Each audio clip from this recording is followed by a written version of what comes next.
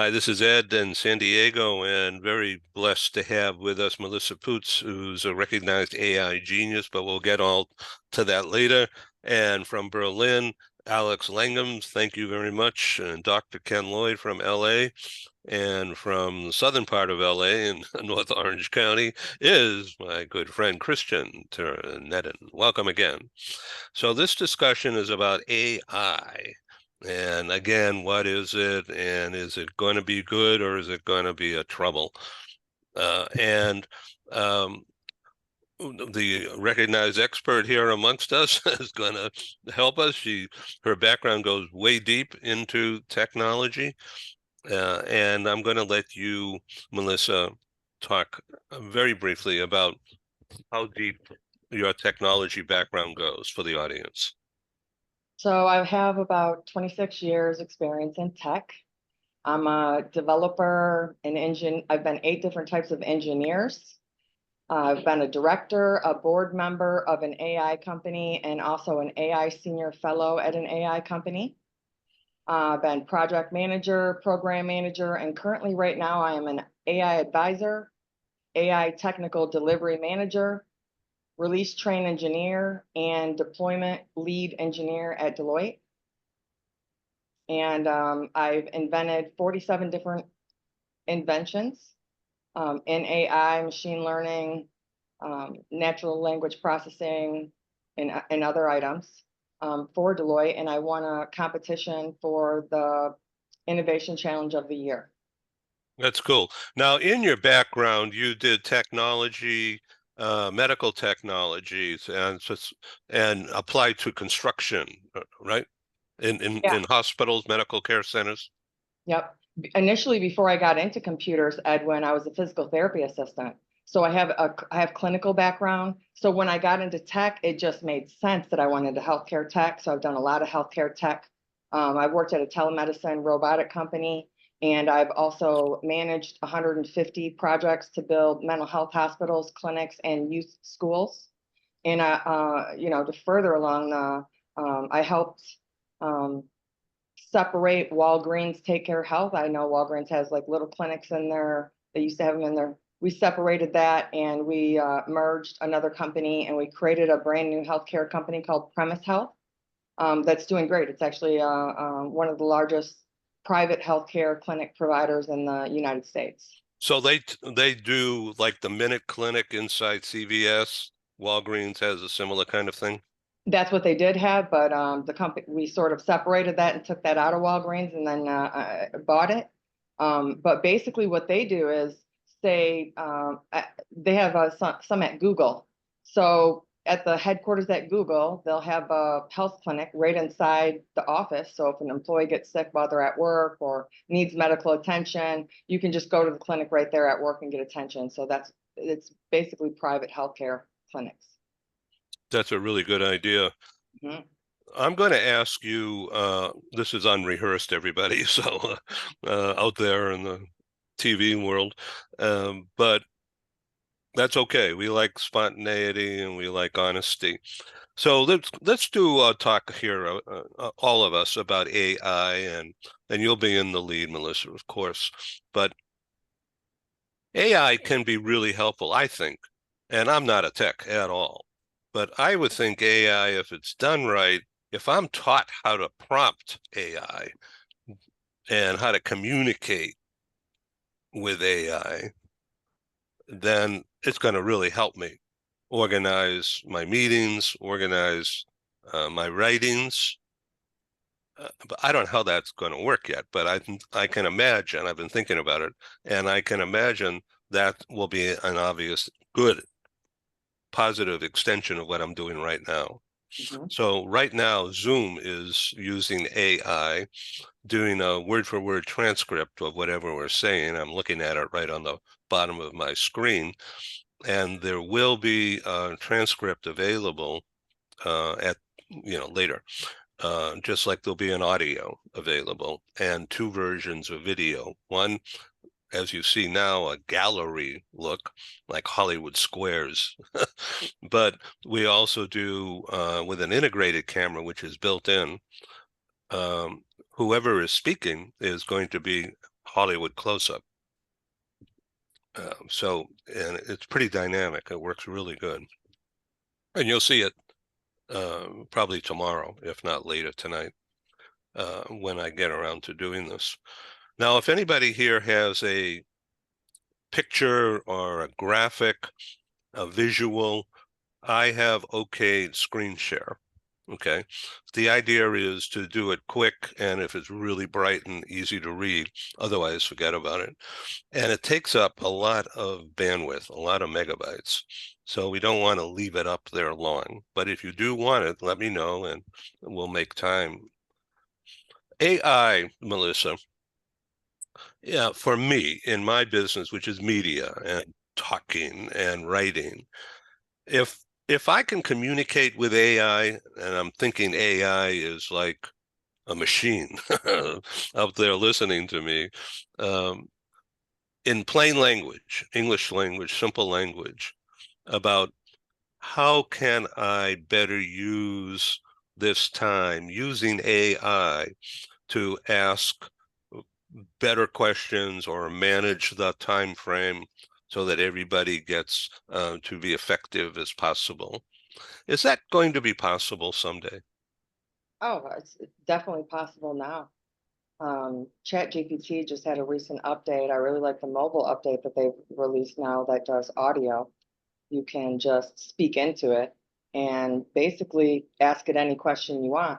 If you wanted to figure out how you could better coordinate your meetings and your participants, I would just go right in and ask it that, and ask it for, say, can you give me 10 suggestions on how to, um, better enhance my time scheduling meetings. Yeah, I just joined Calendly or whatever, and I've yet to use it, but I just made an appointment to do someone else's next week, and so that is an AI thing, I know, but I don't know how it works. So, Melissa, tell us, and tell the audience when I say that. I have to read my notes here. I'm sorry. About I made these notes early. AI can unlock your ability to write, a better way to capture thoughts for future use, and a better way to complete our unfinished thoughts. We have a thought and then we put it aside and we never do anything with it because life moves on.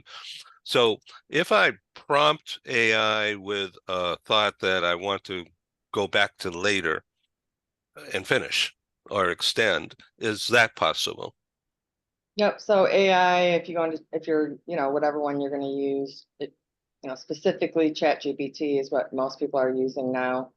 It will save your history on the left side of the screen, basically your questions history. So if you have a thought that need to go back to, or a question that you want to ask something else to, you can go right back to that same thread. Dr. Ken Lloyd, please jump in here.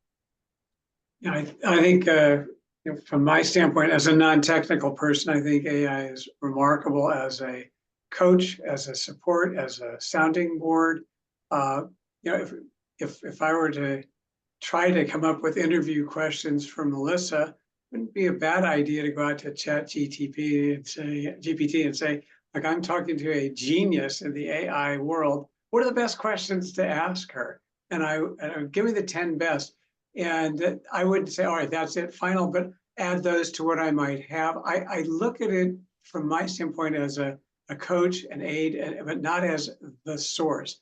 I wouldn't want to present something right out of AI because it's not me, it's not how I write, and it might not be as accurate as I want. I mean, there are still issues today. It's like a growing child. There are stages that children go through. I think Piaget put in all these theories about various developmental stages. And I think that AI is going to grow into an adult. It's not there yet 100%, but it's a remarkable resource. And that's how I'd approach it as just another very effective support tool in many ways, whether it's scheduling or writing or planning or artistry, drawing, creating on that side. It's quite remarkable with an amazing future. Melissa? I love how you can use AI to create templates. As Dr. Lloyd was saying, I wouldn't present something that just spit out of AI either. It's less personable. It's more templated for what, ChatGPT says. So I think you should use it for templates or use it for brainstorming and use it for ideas or maybe even a first rough draft.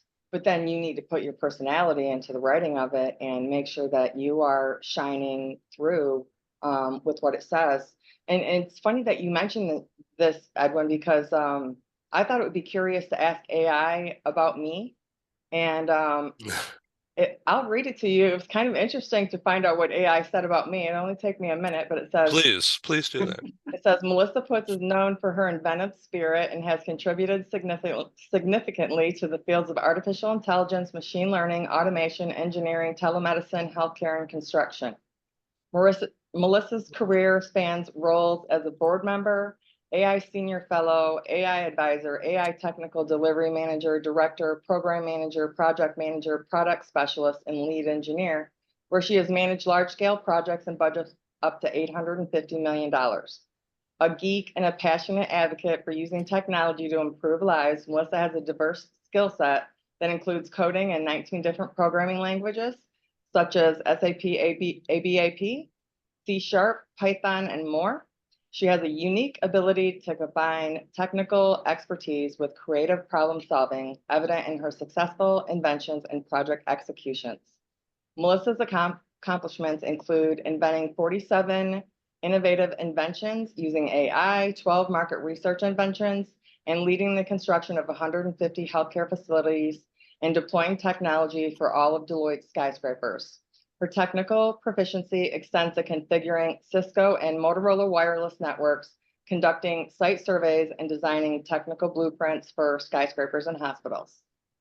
So it was interesting that, first of all of that information about me was in there.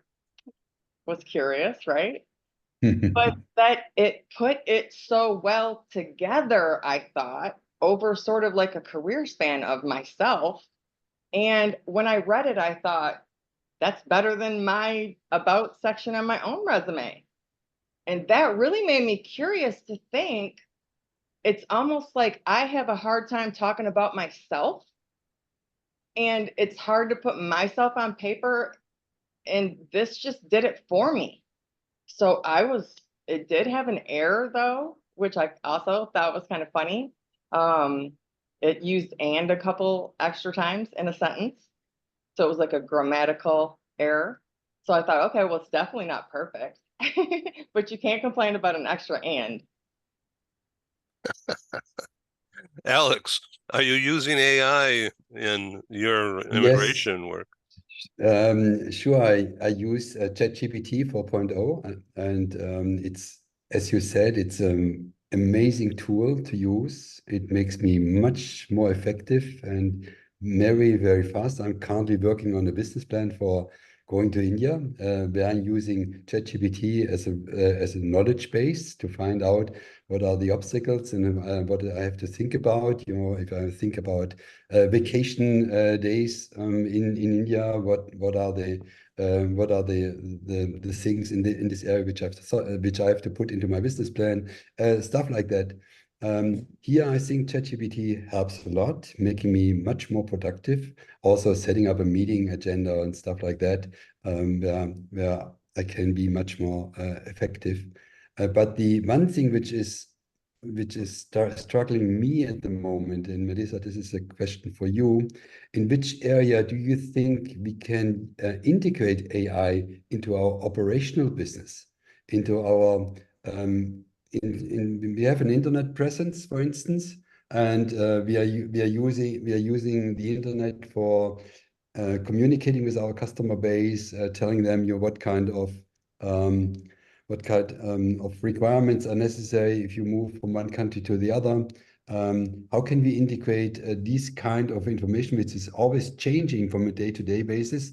We always have to look into the websites of the embassies, whether something has changed or not.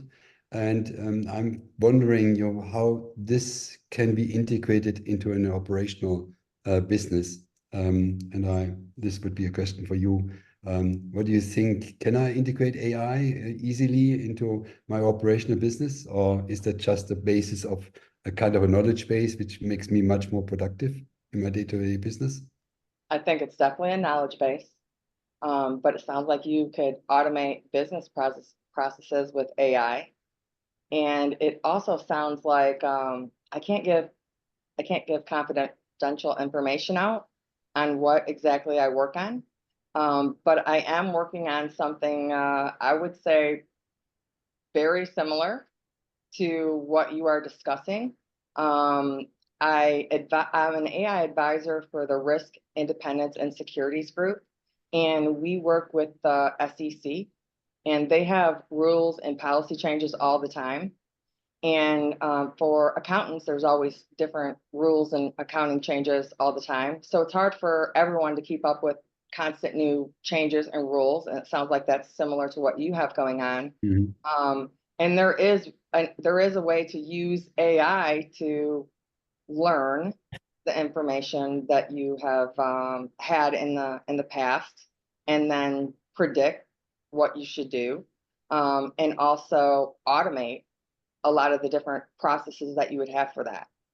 So there's a lot of stuff that you can do with that, and it will you can set your software up to go out and look for those policy changes, look for those Mhm. changes, real-time changes. So your team would have somewhere to go to for I don't know, a portal or something to look for real live updates. But just another question for you, Melissa. If I use AI to search for new information on the internet in the various sources, would you recommend to have someone in between verifying that the information which has been gathered by AI needs to be also verified in order to take advantage of this information for our customers? I do. I love AI, but I think humans should work with AI. Oh, I've seen some mistakes. They call them hallucinations. It's basically when AI just makes up some stuff or just spits out something that's wrong. And one thing that I'm getting even more concerned about as AI advances is all of the search providers are all using AI to run their searches. So if you're going to Google and it's just spitting out one answer, where's the verification of finding 10 different other articles to find out whether that information is correct or not? So you get one source of truth, but where do you go to fact check it? Like, where do you go to peer check it? Where do you do any of that? And if you go to different LLMs, like Claude or ChatGPT or Hugging Face has got their own, or whatever it may be, you may get a slight different answer from each one of those also. Just like they run them through tests to test how valid the information is that comes out of them. And, there's some of them that are 80, 90% factual on medical tests that they're completing, but that's not 100%. Do you want to send out something to your customer that 85% of it's right and 15% of it's wrong? Because I hope it's not a contract. You know what I mean? Mhm. Yeah, So I think until we get further down the road where we know it's 100% or even 99%, we would always have to have a fact checker, but that's much less work than writing the whole thing out. So you're absolutely. still saving tons of time. Yes, Mhm. Christian. I agree with all of that, and yes, I would definitely fact check. But there's one other thing that's really bothering me about AI, and that is that people don't seem to talk that much about the underlying assumptions to both the prompt and the software, the software part of it. And what that can mean is that let's take personal finance as an example.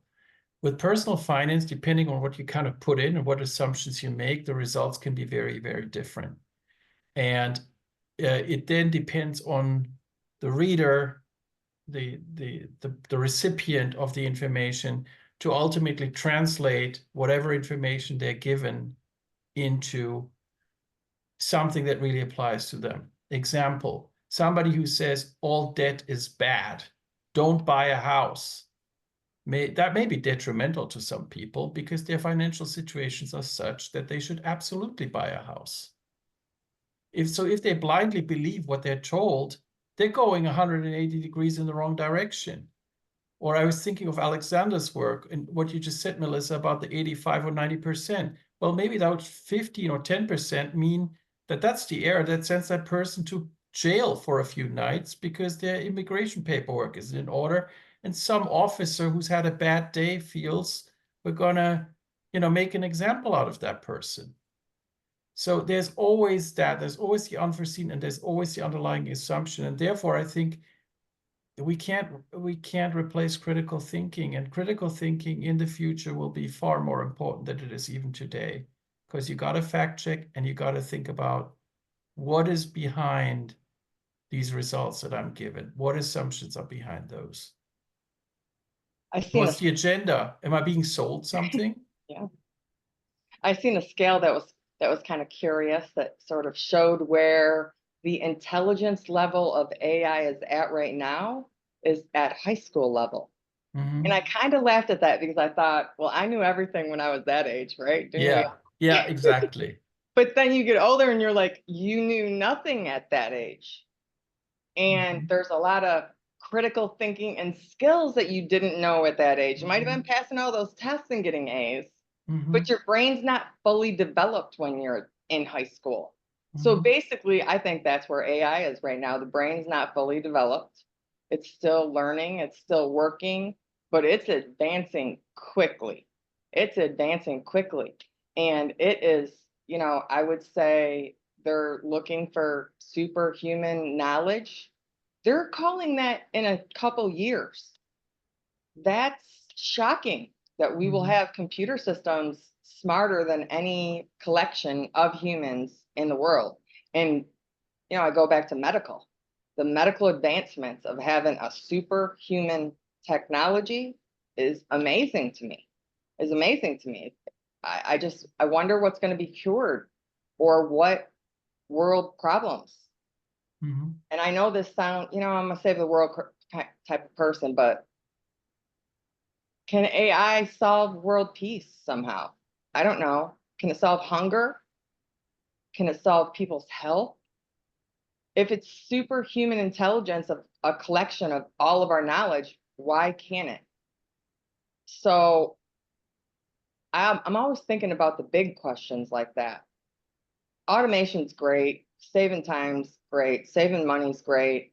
I love automation. A lot of my inventions are in automation. But I seen a number the other day that said you could automate 30 to 40% of all work in a few years. I think I can automate 30% right now in most businesses. The Great Depression, now I don't know if it's exactly now, I have a good memory, but I think it was like 29.4 or something like that, 29% unemployment rate in the Great Depression. If we automate 30% of all processes and jobs out, we're going to automate ourselves into the Great Depression. That's not advancing anything. That's terrible. What would it do to our economy if we automated 30% of jobs out? So we got to hold on. Just because we can doesn't mean we should. So let me jump in here and do a hypothetical with you, and just redirect me if you think I need to be redirected. So, okay, so let's just say we have a homeless problem in the streets of, for instance, right here in San Diego, and I'm sure in downtown LA and other places. okay, New York, what do we do as a society? Is that question too broad for AI? No, they're actually, well, it's not even AI, but it's, some of the AI companies. They're tech disruptors.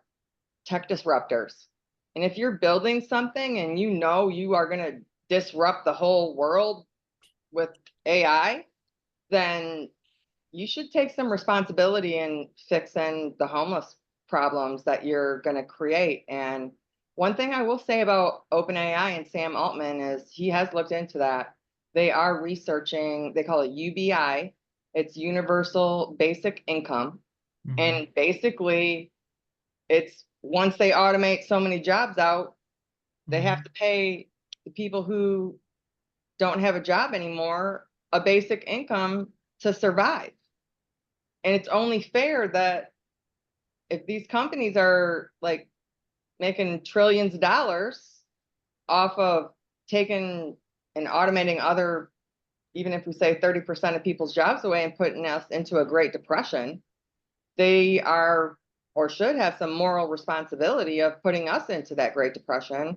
And they need to start working on that now and figuring out what they would do. Now, I personally don't ever want a UBI. I don't want a paycheck. I don't ever want to not work.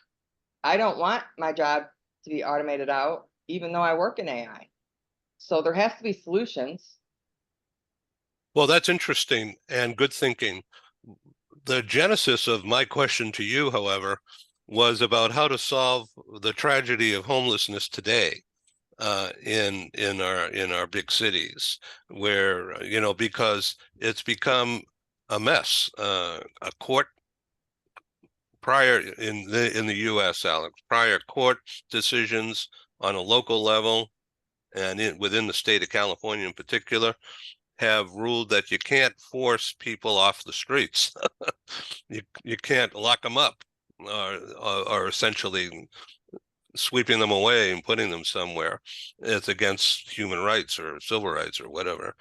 Whereas other court decisions have said, yes, you can, because it's a health problem, never mind a goodwill issue. And so that's a mess right now for society, and in particular, the downtown business lifestyle and downtown business community, not just here in San Diego, but I'm sure in parts of LA and New York and other places. But that's just one issue.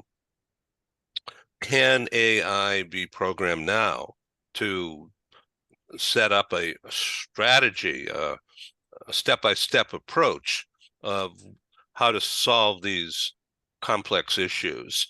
Another is, in my mind, how to refit or reuse empty office buildings in downtown core areas, because lack of income within these structures could cause a real estate crash because it's huge. And but that is an issue. One of the ideas I came up with just on my own is to tie it in with attracting women of childbearing age to come back into the office, is to bring the kids with them by setting up a school, a charter school, fully documented, properly done, within these empty buildings. So in the same buildings where there's offices, you just go up the elevator and visit the kids, and have lunch together or go home together later.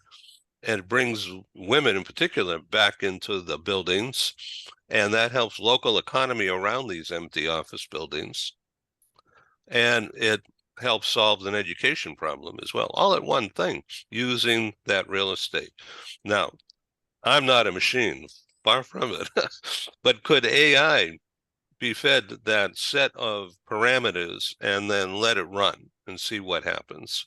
I'm imagining that, yes. Yeah. I mean, I would probably just start asking what is the root causes of homelessness? Because unless you solve the root causes of what is causing people to be homeless, you're not going to solve You're not just going to pick people off of the street. You know, for instance, it's job loss, unemployment, divorce. There's lots of things that cause homelessness. And then you would have to dig deep into each of those situations to figure out strategies that could be done to help homeless people stay off the streets, or what strategies. You could even ask strategies to get them back to work. You could ask, like how you were mentioning, women bringing women back to the office. You could ask AI, you know, what's 20 different strategies to attract employees back into the office from remote work. And AI could spit out 20 different strategies for you that you could then take to your team, you know, and discuss each one and tweak however you want your strategy to be, so that you could use it as a starting point like that. So Maybe I can Yeah. add on this one. I think please do. Please do. setting up the strategies, I think AI can help you setting up these strategies via ChatGPT as an example. But at the end of the day, you need to have responsibility of these projects which you initiate, and you need to have the money in order to convert these strategies into reality. So this is also something which needs to be done, which cannot be solved by AI. It's also the commitment of the communities changing things in this area. And these are areas where AI cannot help you. AI can support you in setting up the strategies and coming up with action items and what are the steps to implement these strategies. But at the end of the day, it's up to the local society and to change these strategies into reality from my point of view. So this is not just AI, which can help. AI can help you, but at the end, you need to have the money, and you need to make sure that this can be transformed into real action items. Thank you. That's excellent. So maybe that could be that same kind of approach can be used to solve the southern U.S. border immigration problem. Not just admittance into the country, but vetting all these people who have crossed into the U.S. And because we don't know who they are or what skills they might have, never mind who they are. And are they terrorists, or are they just well-meaning people who want a new life? I could tell you, Ed, how I think they could use artificial intelligence, specifically computer vision, to solve some of the border crisis. You could have computer vision and you could program it in to know what a person looked like, and put cameras by the border that would detect immigrants coming across the border. And That's good. I like that. Tell, you know, if it's an animal or if it's a person, or if they have a gun, you would be able to tell by the computer image. You could program in what certain guns look like, so you know if someone had a gun on them. You could also use that to predict how dangerous they were. For instance, if you've seen a 2-year-old kid coming in, you know, you'd want to get to them really quick because they're a baby by themselves. If you've seen a teenager coming in, that might be one thing. If you've seen a whole gang of people coming in with guns, that would be the highest level, and you would want to immediately get there now. And it could sort of rank where to send who. And they could also use it to resource their officers to branch out to where they need to go. And you could combine sensors and all different kinds of stuff with that. Maybe route them to a camp setup in a empty military base nearby, or someplace where they could be undergo health screening and mental screening and capability screening, and Yeah, cared for rather than just left adrift to cause another problem somewhere. you could use AI to quicken the processing process, so people could be processed thoroughly and quickly. And then you wouldn't, you know, you wouldn't have so many people sort of waiting. Interesting stuff. Yes, Christian. So all of what we're talking about assumes that there's, at the end of all this, there's people, be it politicians, be it advocates, that go out and persuade other people, local communities, like Alex said, or authorities, that these are solutions that should be tried and tested. What I think AI can do is, once you have the AI work done properly, and there will be counter arguments. Yeah, but you can't do this. You can't do that. Have you thought about that? What you've done with AI will help eliminate or counter a lot of these arguments, because that's going back to Melissa's point with the super intelligence. Everything has been thought through already. You just have to, pick it out and say, yeah, we have thought through this particular issue, and here's our solution to it. So what that means is that if you have advocates, if you have politicians, if you have people who actually want to solve the problem, they can be armed with all this, to take Melissa's term, super intelligence, to be much more effective in making their case to the public. Thank you. Yes, definitely. I was recently contacted by OpenAI. They would like me to be, I think it's called, I can't remember exactly what it was called. Basically a trainer for their large language model. And they're looking for people that looks over the information, and they have a certain skill set. So say I've been 8 different types of engineers, 20 years experience in engineering. I should be able to go through all of the engineering information that they have to verify whether it's correct or not. So they have also a human level that's checking this information as they go through, and as that gets, so that should screen out some of the wrong answers and I think that's what's happening as we're getting better. It sounds like as AI progresses, it solves, if you will, or greatly helps solve technical kinds of problems. It can help with planning and coordinating. I really like your thoughts on what it can do at the border. But as we move from the more technical and, if you will, manageable problems to the more abstract, homelessness, global warming, climate change, the excessive population growth on the planet. I mean, maybe AI would say, look, planets, if we don't stop in 100 years, this place is going to be unlivable. So here's what we have to do right now. And, not having what you would call a conscience, it might say, we need to have a giant war or something just to control the growth on the planet. I see it as we're moving along in handling these technical problems and projects more and more effectively. I think the bigger ones are still going to require, for many, I don't know, many days at least for some point in the future, real human interaction, analysis, thinking. There's an emotional component to it that I just don't see how at this point we turn it over to AI. I mean, I just literally read in the news today, McDonald's, you might have read this, has had AI at about 100 of their units, and they're stopping it because you think it's pretty straightforward. People want to have a hamburger and fries and this, and the orders were not being consistently done correctly. AI is going to do that. There are going to be replaced jobs there. But now multiply that out into, okay, now that we're doing this with hamburgers, what do we do about homelessness? And again, the more complex the problem, I think the more delayed and more time it's going to take before we see AI being of great value. It will be of value, no doubt. Great value, I think we're a ways from that. Versus great value right now. Just as Ed said, he's got this streaming on the bottom of the screen. That's terrific.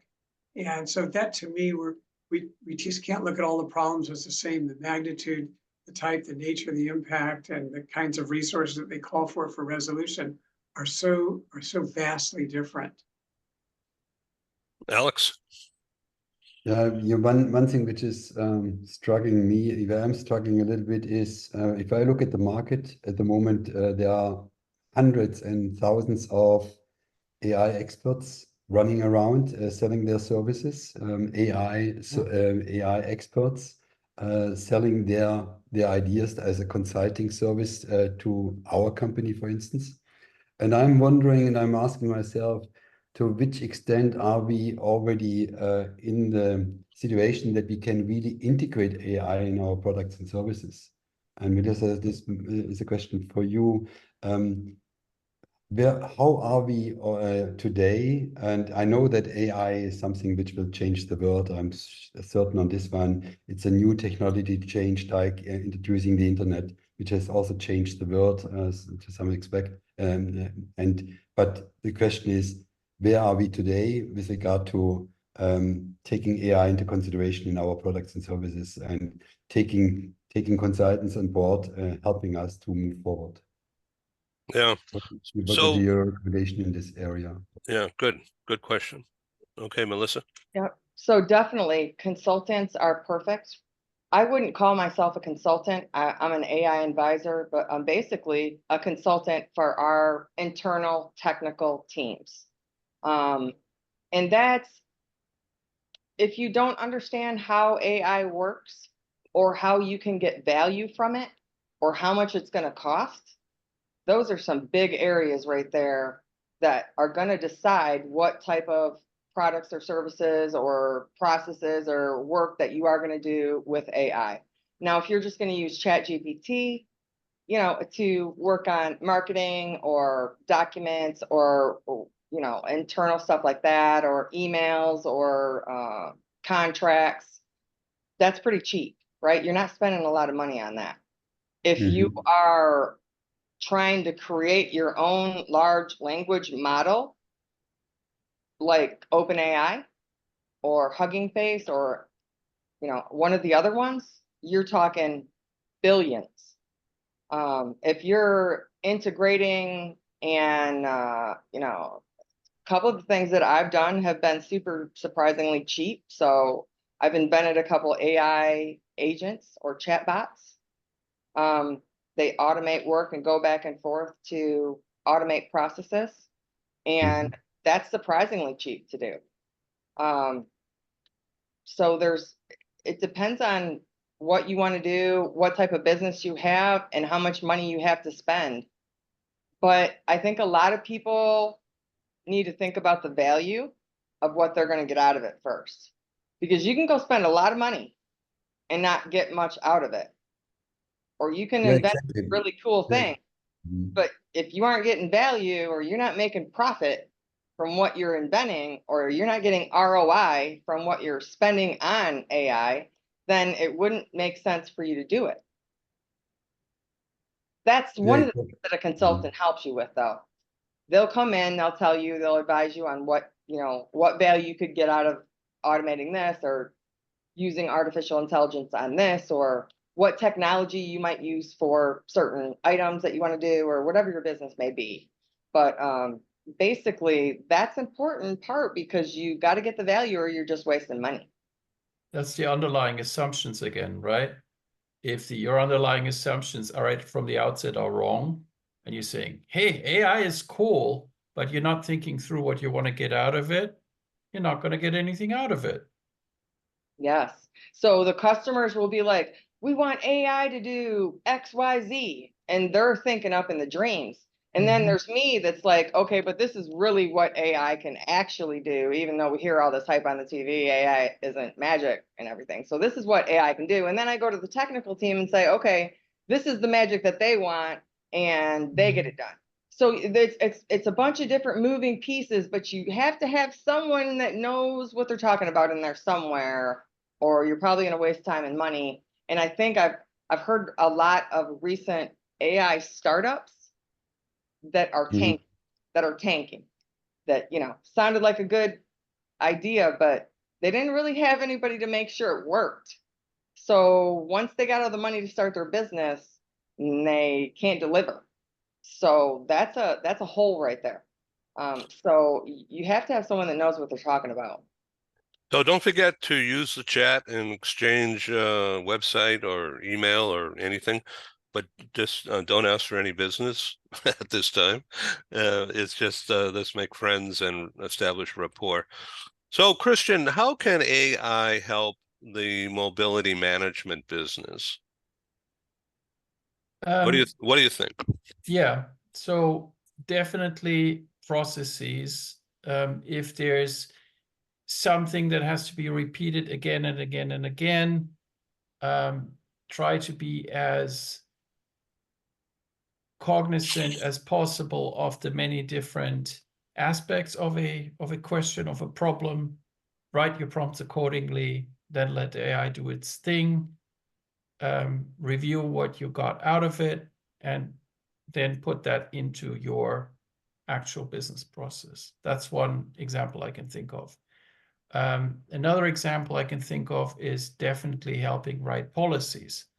You have AI write policies, and they're going to be okay. They're not going to be great, right? So, but it's the first start. It's what you need to get things going. And then you can go to, it's a little bit like what Melissa just said. You can go to your experts. That's in mobility. Let's say it's me. You go to your experts and you say, all right, this is what we got. This is what we think. How would that work in reality? Or where are the things that nobody thought about? I always talk about that. What's not there? What's the dog that didn't bark, to quote Conan Doyle? You know, what's not there that should be there? And you combine that with what you got from AI, and you're a whole lot faster, Alex's point. You're a whole lot more efficient because you haven't started from scratch, just asking around, asking your experts.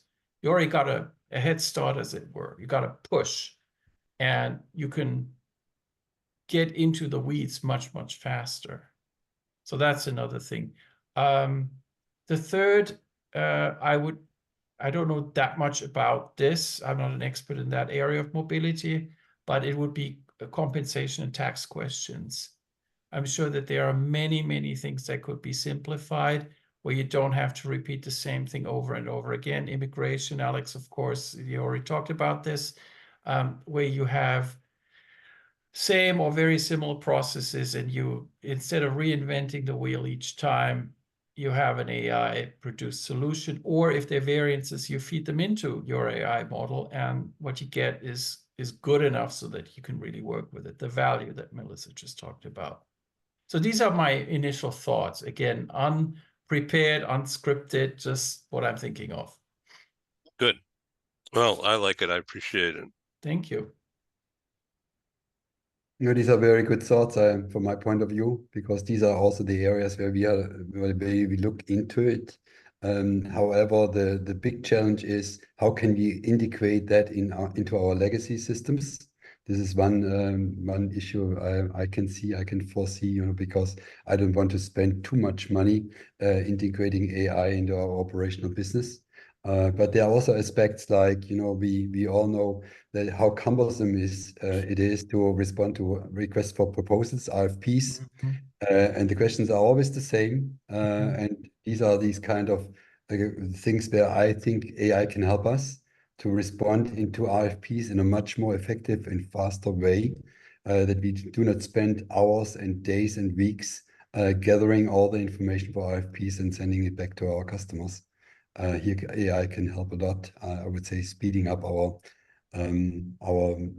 sales process, so to say. Also in the way we communicate to our customers, I think we can really speed up that process. And last but not least, in the area of translation services, you mentioned earlier on, Ed, your transcript. This is something that I also want to integrate AI into our platform, making sure that at the end of the day, it doesn't matter whether a Chinese person is gathering information from Visum Point in Chinese language or in any other language.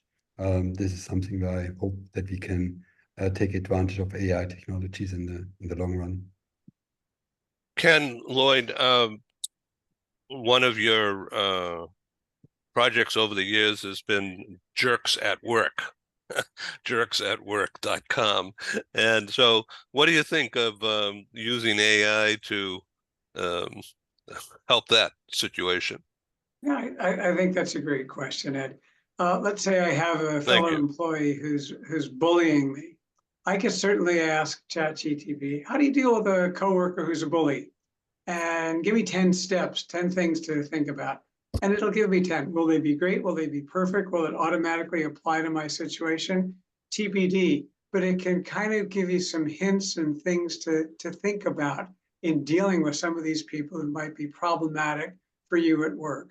Or maybe you could even phrase the question to yourself in terms of, is it possible I'm generating any behaviors that are causing this resentment or rebellion that I keep seeing in employees? My department is having all this high turnover. What are some of the factors that cause turnover? What are the things managers can do? You can ask those kinds of questions. Is it automatically right? Is it automatically applicable? No, but it can help you think about it and maybe give me some new ideas, even for a career change. And I want to make a change. Here's my background. Here's my education. Here are my skills. Here's this. What possible areas should I look at? And maybe I'll get something a little different. Maybe it'll be a waste of time and ridiculous. And I've thought about all those. On the other hand, we've even heard in discussions about it on your program where some of the writers have said that they're writing and they wanted to get 15 good points and they only had 14, and they asked ChatGPT, and lo and behold, number 15 showed up. That can happen. So picking out those little extra pieces of information to deal with jerks, to deal with issues at work, to even look at some of your own career options can be helpful. Is it the automatic, full, complete, final answer? Of course not. Is it something you can work with? Most likely. So that would be how I would use it in dealing with jerks at work. No, Melissa, thank you. I didn't expect any of this to happen today, but I'm glad it did. Yes, thank you for inviting me on. I always love talking to all of you about AI. Well, we return the compliment. It's so delightful to Yeah. hear your thoughts and insights. It's quite remarkable as you present it. I'm Thank learning so much. Thank you for that. you. You're welcome. Come back again. Thank you Definitely. so much, Melissa. Nice to meet you, Alex. Thank you all. Appreciate Thanks to it. all of you. Thank you. So Thank one you. last thing before we go.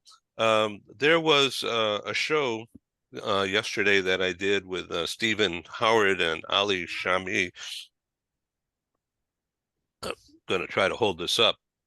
This is they co-wrote this book, and the title, I'm going to read it. This is not a PR. I'm leading to a show we're going to do next week. Partnering Successfully with American Firms. How to Work Effectively with U.S. Companies and Business People. It was written for the purpose of Europeans and others who more than ever need to do business with American companies because of the growth opportunities that are found here in the U.S. these days. One of the biggest issues, as you might imagine, is cross-cultural gaps. Yep. and bridges. And it's the heart of their book right here. And yesterday's show talked about the book itself and the whys and wherefores. But the whole midsection of that book, which we didn't get into, is the cross-cultural issues. They addressed it briefly. And that program will be available later today, and I'll send it around to everybody, and you'll see what I'm talking about. So next week, we're going to do a deep dive on the cross-cultural aspects of doing multinational business. And it's a global topic. And I invite you all to join that conversation. And whether you use AI to generate your ideas, it doesn't matter to me. but the more discussion will make a great TV show. So I'll let you know. It's going to be on Wednesday, and I think it's going to start 7:30 California time. But I need to finalize that. Ed, that brings up another way that you could use AI. So, for instance, say you're going to have a meeting talking about immigration. You could go to ChatGPT and ask it for 20 different questions you might ask your participants in a conversation about immigration from this and this country. And it would prompt you with 20 different questions that you could ask or topics. And, you could tweak them, but it would be great to give you different ideas on that. So I have to be bold enough and smart enough not to be afraid of that. Or to say, hey, AI, get out of my space. This is my job. And then I'm not going to come up with 20 new ones because I'm getting tired or I don't care anymore. 8 is enough, not 20. We'll have to do some AI training with you, Ed. Bring you up to speed. I might be impervious at this age, but you don't know. One alternative would be to buy a book, Partnering Successful with American Companies. By Oh, you Stephen mean it Hall. was already written? Oh, no, did you see send it to you? No, I'm currently reading it. Oh, that's great. That's- Okay. that's fine. This Thank is you all. the old way of educating yourself. Yeah, I All know. right. Well, have a good day, everyone. Nice to meet you. Thank you, everybody. you. Thanks Thank you. again, Ed. Great way to Bye. start my day with you, Melissa. Thank you. Thank And you. everybody Bye. else. Be well, everybody. Take Okay. care. Ciao. Bye. Ciao.